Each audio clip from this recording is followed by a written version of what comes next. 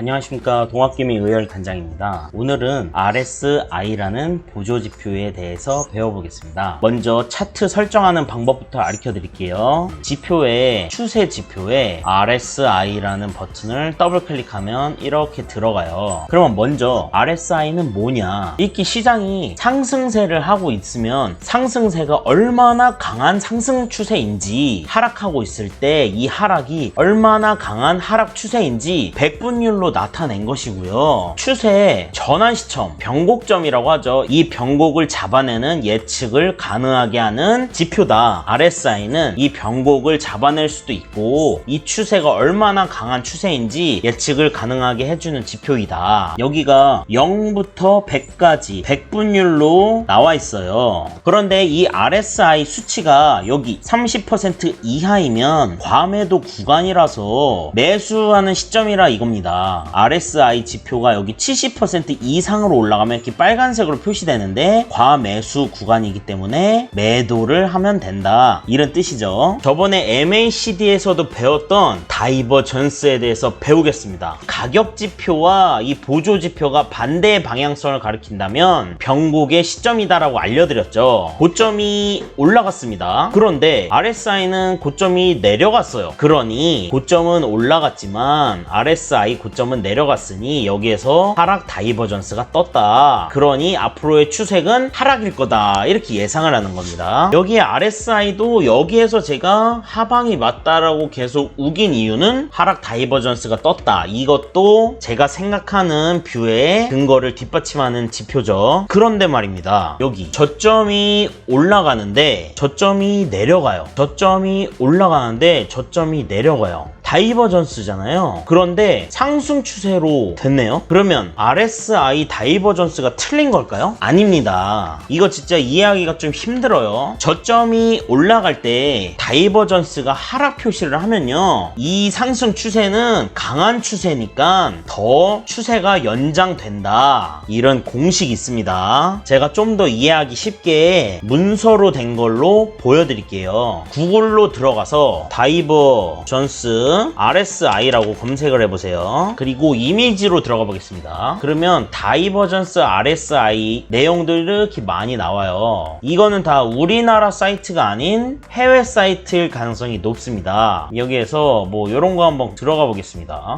영어로 아주 샬라샬라 쓰여 있죠. 이거를 우클릭해서 한국어로 번역을 해보겠습니다. 한국어로 번역이 됐죠. 여기 가격의 프라이스 저점이 낮아지는데 RSI의 저점은 높아진다. 그렇다면 이렇게 상승으로 추세가 변곡이 된다. 이거 이해하셨죠? 레귤러, 이거는 일반적인 RSI 다이버전스입니다. 고점은 올라가는데 RSI가 고점이 내려가면 방향이 다르니까 다이버전스죠. 그러면 추세가 밑으로 내려간다. 이게 일반적인 겁니다. 저번에 MACD 강의에도 말씀드렸듯이 가격의 방향과 보조지표의 방향이 다를 때는 다이버전스인데 보조지표의 방향대로 간다, 이렇게 설명을 드렸잖아요. 그런데 말입니다, 이 밑에 보시면 히든 다이버전스라는 게 있어요. 이게 참 헷갈립니다. 일반적인 건 이건데 이거는요, 저점이 높아지는데 RSI의 저점이 낮아지면요, 추세가 연속되면서 대추세로 올라갑니다. 여태까지 배웠던 거랑 달라져서 혼동이 오죠. 또 히든입니다. 히든 다이버전스라고 부릅니다. 고점이 낮아지는데 RSI의 고점이 높아지면요, 이 고점이 낮아진 이 추세가 강하다라고 하면서 하방 추세가 연속적으로 나옵니다. 여태까지 배웠던 다이버전스와 다르죠. 이 히든 다이버전스만 예외예요. 저점이 높아지는데, 가격의 저점이 높아지는데 RSI 저점은 낮아진다. RSI 저점은 낮아진다. 그래서 대추세, 상승 추세로 들어간다. 상승 추세로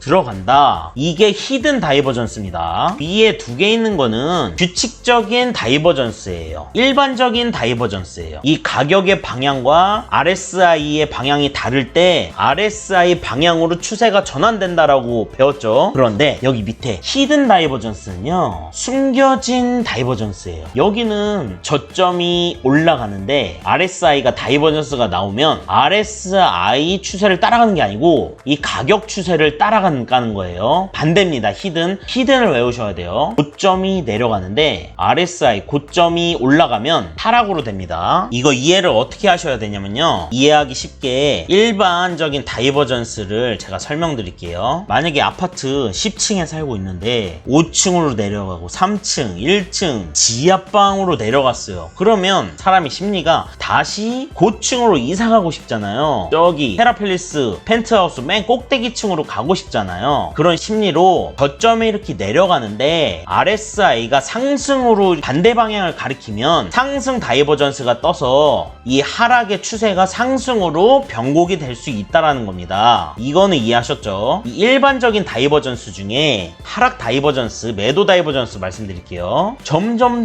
번지 점프하러 올라가요. 고점이 점점 올라가다 보니 점점 올라가서 맨 꼭대기에 올라가면 고소공포증이 생기지만 번지 점프는 떨어져야 됩니다. 하락 다이버전스가 떴으니까 하락 추세로 변곡이 생긴다는 겁니다. 이게 저희가 알고 있는 일반 다이버전스입니다. 그런데 이거 중요한 거 가르쳐 드리는 거예요. 히든 다이버전스입니다. 숨겨진 다이버전스라는 겁니다. 진정으로 상승을 하려면요, 여기 밑에서 떠받들여줘야 돼요. 저점이 올라가야 됩니다. 밑에서 떠받들여줘야 그 힘에 진정으로 올라가는 거예요. 위에서 머리끄댕이 잡으면서 올라가봤자 밑에서 떠받들여줘야 저점이 올라가야 진정한 상승이다. 그런데 RSI에서도 다이버전스가 나오면 더 큰 힘을 발휘한다. 추세가 이 방향대로 연장이 된다. 이게 히든이에요. 이해하기 어렵습니다. 진정한 하락은요, 고점이 낮아져야 돼요. 머리를 망치로 꽝꽝 맞습니다. 고점이 맞아요. 머리를 위에서 짓누르면요, 진정한 하락 추세가 되는 거예요. 그런데 밑에 RSI가 반대로 다이버전스가 나오면 이 하락 추세가 연장이 된다는 겁니다. 이게 숨겨진 다이버전스입니다. 다시 복습한다 생각하고 다시 알려드리겠습니다. 구글에다가 히든 다이버전스라고 검색을 하는 겁니다. 히든 다이버전스 RSI라고 검색을 해보겠습니다. 그럼 이런 해외 사이트들이 많이 뜨죠. 여기 중에서 아무거나 이런 거 하나 클릭을 해서 한번 들어가 보겠습니다. 자, 여기 보시면 해외 사이트예요. 우클릭하시고 한국어 번역을 하세요. 미국 사이트도 한국어로 쉽게 읽어볼 수가 있죠. 여기에서도 말을 하죠. 다이버전스 전략이라는 걸 할 건데 그것은 추세가 바뀌는 거를 잡아내는 기술이다. 그런데 항상 그런 건 아니래요. 다이버전스가 히든 다이버전스, 비밀스럽게 숨겨진 다이버전스가 있다, 이런 말이죠. 클래식 일반적인 다이버전스는 가격이 하락을 하고 RSI가 상승을 하는 반대의 추세를 가리킬 때 여기에서 변곡이 생겨서 상승 추세로 바뀐다. 이게 일반적인 거죠. 근데 히든 다이버전스는요, 저점이 올라가는 상승 가격 추세인데 RSI에서 하락 추세로 반대되는 추세 방향을 가리켰을 때 여기에서 하락을 하는 게 아니고요, 이 상승 추세가 더 연장이 돼서 큰 추세가 나온다. 이게 숨겨진 다이버전스입니다. 이거를 외우셔야 돼요. 요 밑에 이렇게 읽어보시면 제가 말씀드린 내용이 한국어로 번역이 돼서 나오고 있는 겁니다. 다시 우리 선물 차트로 다시 한번 보여드릴게요. 고점은 올라가는데 RSI는 하락 추세가 가리켰다. 반대니까 가격이 하락으로 되는 거예요. 왜냐면 제가 말씀드렸듯이 고점이 올라간다는 것은 머리끄댕이를 잡아서 억지로 올리는 거니까 밑에서 다이버전스 신호가 나오면 이거는 상승이 아니고 억지로 된 상승이기 때문에 하락 추세로 바뀔 거다. 이렇게 이해하시면 되시고요. 여기 보시면 고점은 올라가는데 저점은 내려갑니다. 하락 다이버전스가 뜬 거죠. 히든 다이버전스, 저점이 올라가는데 밑에서 떠받들여 주는데 RSI에서는 고점이 내려가는 다이버전스가 떴어요. 이거는 이 상승 추세의 연속이 나올 것이다. 이 다이버전스라는 지표를 활용을 해서 추세의 변곡을 찾아내거나 이 추세가 진정한 추세가 맞는지, 강력한 추세인지 찾아내는 기법이에요. 그런데 항상 추세를 추종하는 기법이 가장 좋은 겁니다. 추세 추종의 원칙으로 이렇게 상승 추세라면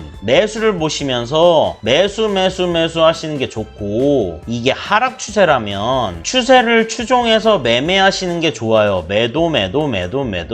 하지만 왜 RSI 다이버전스를 봐야 되냐? 추세 추종을 하면서 매매를 하더라도 RSI에서 다이버전스가 나오면 여기에서 하락으로 변곡할 수 있으니까 매도 시점을 잡을 수 있잖아요. 매수는 잘 들어갔는데 매도를 고점에서 해야지 수익률이 극대화되죠. 그러니 RSI 다이버전스를 이용해서 매도 시점을 잡을 수가 있다. RSI 다이버전스는요, 변곡을 찾아내서 고점에서 매도를 할 수 있는 기술을 알려드리는 겁니다. 이 다이버전스는 1분봉에서 다이버전스가 떠야 되고, 그 다음 3분봉, 그 다음 10분봉, 그 다음 30분봉, 이런 식으로 다이버전스가 연계적으로 크게 다이버전스가 연속적으로 영향을 가져가야 돼요. 나비 효과라는 게 있잖아요. 남극에서 나비가 한번 날개짓을 했더니 북극에서는 회오리 바람이 치더라, 태풍이 일더라, 이런 것처럼 1분봉에서 작은 이 다이버전스의 움직임이 3분봉에 영향을 끼치고 10분봉에 영향을 끼치고 30분봉, 60분봉 이렇게 영향을 끼친다라는 말이에요. 작은 그림에서 큰 그림으로, 큰 그림에서 작은 그림으로 다 전체적으로 아우러서 봐야 됩니다. 이런 보조지표가 100% 확률로 맞아 떨어지는 건 아니지만 70% 이상의 확률로 좋은 승률로 맞아 떨어지니 이 RSI, MACD, 이동평균선, 거래량, 추세선 여러 가지 지표를 종합적으로 확인을 해서 확률적으로 들어가는 겁니다. RSI 다이버전스는요, 손절을 짧게 보고 익절을 길게 볼 수 있는 겁니다. 왜냐면 맨 끝자락에 변곡점을 발견하는 기술이니까. 맨 고점에서 이 상승 추세가 하락으로 발생하기 전에 다이버전스가 뜨고 그거를 이용해서 매매를 들어가는 거니까, 만약에 다이버전스가 아니고 그 추세대로 간다 하면 바로 손절을 보는 거고, 이 가장 저점에서도 다이버전스를 보고 들어갔는데, 이 상승 다이버전스를 보고 들어갔는데 만약에 이게 고점을 유지 않고 만약에 떨어진다, 고점이 떨어진다, 그러면 상승 다이버전스가 아닐 수 있으니 바로 손절로 나올 수가 있는 거죠. 그래서 마지막으로 정리를 하면 이 RSI라는 기법도 100% 맞는 거는 아니니까 항상 이런 추세 추종의 매매가 가장 좋은 매매고요. 이런 RSI 다이버전스를 이용해서 고점에 매도를 하는데 좋은 방법이기 때문에 알아두시면 도움이 될 겁니다. 이상으로 RSI 보조지표에 대해서 배워봤습니다. 감사합니다. 좋아요, 구독 부탁드리겠습니다. 감사합니다.